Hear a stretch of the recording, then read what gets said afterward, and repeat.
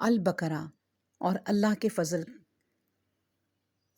فضل و کرم سے 107 آیت کی تلاوت کرتی ہوں۔ اعوذ باللہ من الشیطان الرجیم، بسم اللہ الرحمن الرحیم۔ علم تعلم ان اللہ لہ ملک السماوات والارض وما لکم من دون اللہ من ولی ولا نصیر۔ علم کیا نہیں، تعلم آپ نے جانا، ان اللہ کہ بے شک اللہ، لہو اسی کے لیے ہے، ملک بادشاہت، السماواتی آسمانوں، والارض اور زمین کی، وما اور نہیں، لکم تمہارے لیے، من دونی سوائے اللہ کے، من ولی کوئی دوست، ولا اور نہ، نصیر کوئی مددگار۔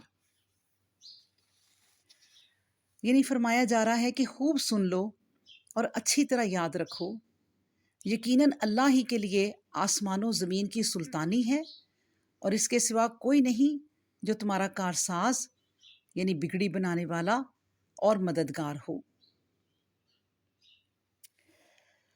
اب اس آیت میں دیکھیں، فرمایا جا رہا ہے کہ یہود کو اس بات کا قلق تھا کہ نبوت بنی اسماعیل کو کیوں مل گئی، بنی اسرائیل کو کیوں نہ ملی۔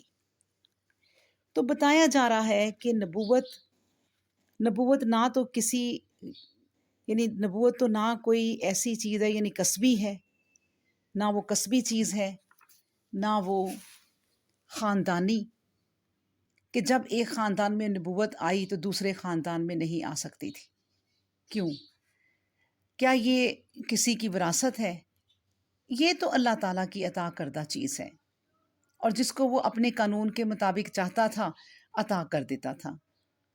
جب اس نے چاہا نبوت کا پروگرام شروع کر دیا، اور جب اس نے چاہا نبوت جیسی رحمت کو بند کر دیا اور اعلان کر دیا کہ محمد رسول اللہ صلی اللہ علیہ وآلہ وسلم خاتم المرسلین ہیں، آپ صلی اللہ علیہ وسلم کے بعد کوئی نبی نہیں ہو سکتا۔ جس طرح کسی آنے والے نبی کا اقرار ایمانیات میں داخل تھا، اسی طرح اب نبوت کا انقطاع یعنی خاتمہ بھی ایمانیات میں داخل ہے۔ بتایا جا رہا ہے کہ بادشاہ حقیقی تو میں ہوں، یعنی اللہ، تو میں ہی اپنے قانون کے مطابق اس کا استحقاق رکھتا ہوں کہ کارسازی اور مددگاری کروں، اور میرے سوا کون ہے جو کسی کی مدد کر سکتا ہے یا کوئی کارساز ہو سکتا ہے۔ بس بتایا جا رہا ہے کہ کیا تم اتنی واضح بات کو بھی نہیں سمجھتے؟ اللہ اکبر۔ تو اللہ تعالیٰ ہمیں آیت کو سمجھنے، پڑھنے اور اس کو سمجھ کر عمل کرنے کی توفیق عطا فرمائے۔